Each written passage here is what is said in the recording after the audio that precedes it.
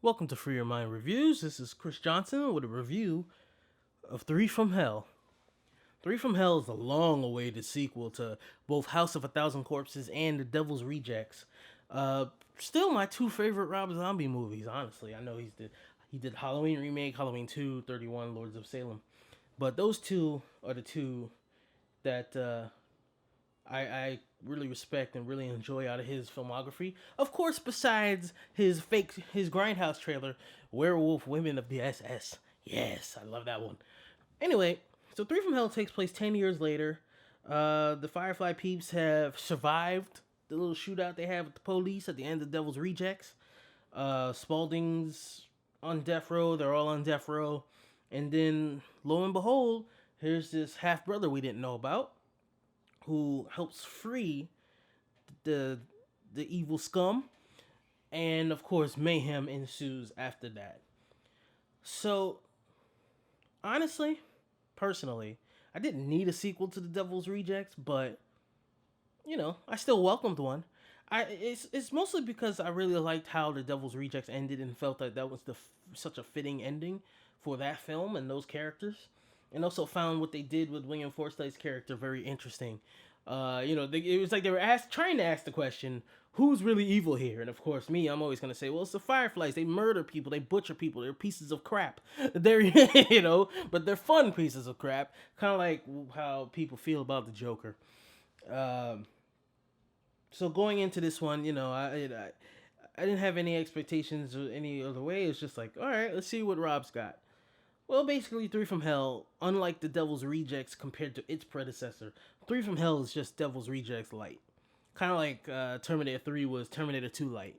You had Terminator and its gritty, lower budget, more serial killer horror aspect to the Terminator, and then you had Terminator 2, epic, epic action film, giant action, fantastic special effects, and now the Terminator's a good guy. So they did a great job of changing it up, and I felt like The Devil's Rejects did a great job of changing itself up from House of a Thousand Corpses so that you had two really distinct different stories, even though it's a sequel to it. But Three from Hell doesn't do that. It just pretty much just does exactly what The Devil's Rejects does. Pretty much beat for beat. Once the prison escape happens, it's pretty much Devil's Rejects. And for the first hour, that was fine for me. I was having fun watching Sharon Moon and Zombie act crazy. Watching Bill Moseley play Otis again, and unfortunately, Sid couldn't be in this one much because of his health, but it was great to see him for his small part. And Richard Brake, who I've always liked, came through and he played the Foxy character pretty well. So the first hour was fine for me. Seen it before, but I enjoyed it, and it was Rob Zombie doing his thing. But then it was like the second hour happens, and I just felt it started to drag a little bit. Its similarities to The Devil's Reject started to become more of a negative to me because there's no William Forsythe this time. So if you're gonna try and do a similar second half to The Devil's Rejects, you gotta have a character that's really engaging enough to make me ignore the fact that it's doing the exact same thing, and it didn't. Unfortunately, it just didn't work, and more so than The Devil's Rejects, it's almost like this movie forgets in the third act that these people are pieces of crap. They're evil, spawn of Satan. Imagine the Joker movie, which we'll see what Joker movie does, but then that's an Elseworld story. So imagine Heath Ledger's Joker. Imagine it's The Dark Knight or a sequel to The Dark Knight, and the Joker's doing his thing, and then halfway through, they decide, you know what, the Joker's the good guy of this film. No, no, hell no. I wouldn't take that crap for an inch. And because there's no William Forsythe character like there is in The Devil's Rejects, what Three from Hell does just doesn't feel right to me at all. First off, it becomes kind of a goofy action movie in a way. And it's just like, is this supposed to be funny? Am I supposed to be laughing at this? I think I may be supposed to be laughing at this. And it just like I said, it dragged.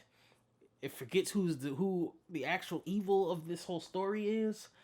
It just repeats what the Devil's Rejects is doing, but it doesn't do it nearly as well or nearly as interesting and nearly as well thought out. And uh, I don't know if I'd go as far as to say I wish they didn't make it, but I do prefer if the final aspect of this story would have been the ending in the Devil's Rejects. I think that was just a perfect ending for the story and for the series. So sometimes it's almost like be careful what you wish for, you know? Because I'll be honest, a third installment of the series did excite me. The idea of a third installment of the series did excite me.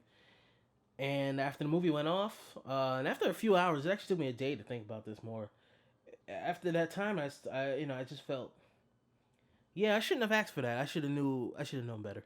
So, yep, that's my review of the Three from Hell, and this is Free Your Mind Reviews. Have a good one.